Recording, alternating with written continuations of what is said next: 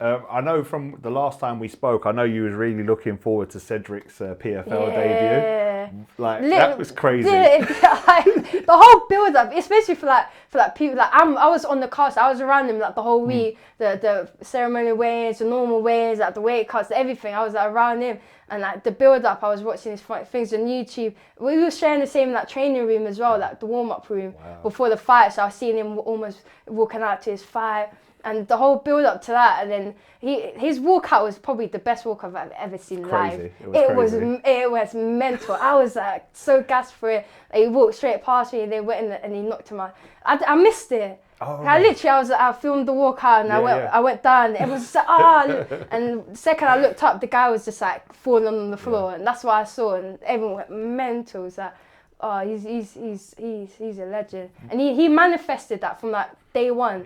Like when in the ceremony weigh-ins, he had the pillow, like he's gonna sleep in, and he walked out with the mattress, and then you got everyone to say you're dead, you're gonna sleep, and then it had to happen. Like it had to happen. If I would have watched that in a film, like an action film or something, you'd be like, this is so funny. Yeah, it was scripted. But he scripted it in his head, and there was no way it was not going to happen. And it happened. Like he's.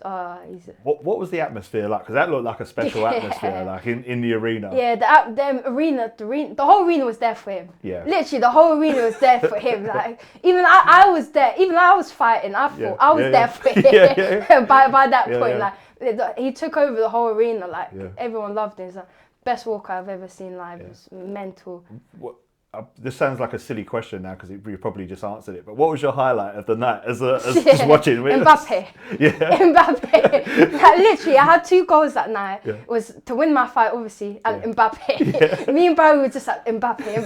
But we found that he was coming, like my whole goal was. But I was sitting at the front waiting for him, and then I had to get moved because apparently I was sitting in Mbappe's seat. Oh wow! I was just like, this is why I was sitting here. And then I was like waiting secretly.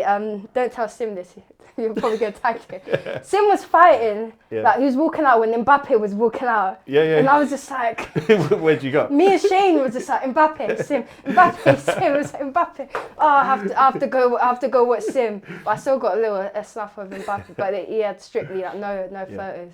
But yeah, it was sick. So like you guys, PFL's heading to Dublin next, so you're going to be on the card.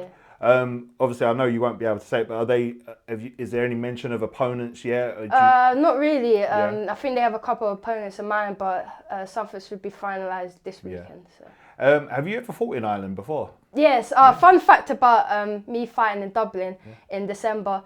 I'm on like a 6-fight winner streak in MMA, 7-8 if you count like my Muay Thai fight last year and Polaris this year. My last ever loss was in Dublin. Wow, okay. 2021. In December. So that should be a good one. That and I had like one of the best fights. Amateur fight against Sean O'Bannon. Right. So like we had like an amazing fight. Oh, wow. And that was my course. Yeah, and that was my last loss back in Dublin 2 years ago, almost to the day. So that'll be a great redemption story. Like I love the crowd as well. The Dublin crowd is like amazing. So even though I lost the fight, I gained so much fans in Dublin. Like literally, like I was in France and people came up to me. Every Irish MMA fan, they always come up to me. They're like, "Oh, what's your fight with Sean O'Bannon?" Everyone, literally everyone. If they're Irish, I know they watch that fight. So it's just like it's a great fight. So I'm gonna come back to Dublin for redemption. Brilliant. So like you're slowly building now. You already had that exposure in France, building that, and now back to Ireland. Literally. Brilliant.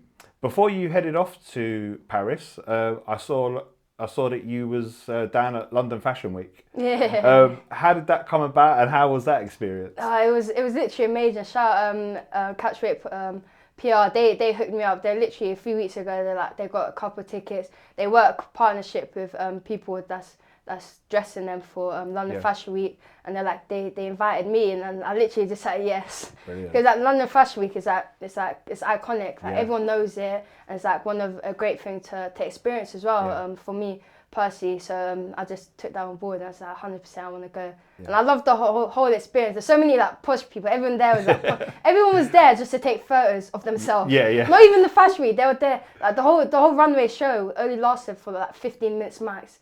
Yeah. So we went there for like we get there like half an hour early. Everyone's just there, just like drinking tea. Yeah. Not tea, just like the cocktails, wherever, just chilling around the lobby. We sit down, show goes, everyone just watches, wherever, and then everyone just takes pictures. Yeah. Like the whole thing is just everyone taking pictures. And so, but it was a great experience. It was new, different for me. So Nightmare clothing line coming soon. It's coming. It's coming. How do you find that? Well, like working with the Catchweight guys and like the PR arm and that sort of thing. Do you are you enjoying that? Like going out to all these events? Yeah, I love it. It's just like for me, I call it like extracurricular activities. It's like obviously fighting's the number one goal, but like all this extra it builds my brand as well, and it gets me out there. It keeps me like active on social media and stuff. It's not like I'm just doing this for fighting. I want to build my brand. I want to build my legacy and get more mainstream as well. So it's not just about MMA fans. It's about fans outside. I want to cater to MMA fans and fans outside, and Catchweight they really appeal to that as well. Try to get too many sponsorships. Trying to like even like the McDonald's thing. They try to hook me up with that, and like anything they'll try their best to like, build me as a person and the brand, which I really like. Yeah, and I love what they're doing there, because you know, like usually you see with major promotions and the public relation company, they're kind of usually reserved for like, you know, like the main event or something, but you know, they're going all out on someone that's just making their debut and like really pushing to build your brand, because obviously they know it helps build the brand of PFL too. Yeah, definitely. Like the people that's on top, like for example, Cedric Doumbe, he has everything already. Like he has a brand, he has everything, like sponsorship. He doesn't really need someone to push him out there. He's already out there. You need someone like below, like in the undercard and stuff, to push them and build them up for themselves and the PFL.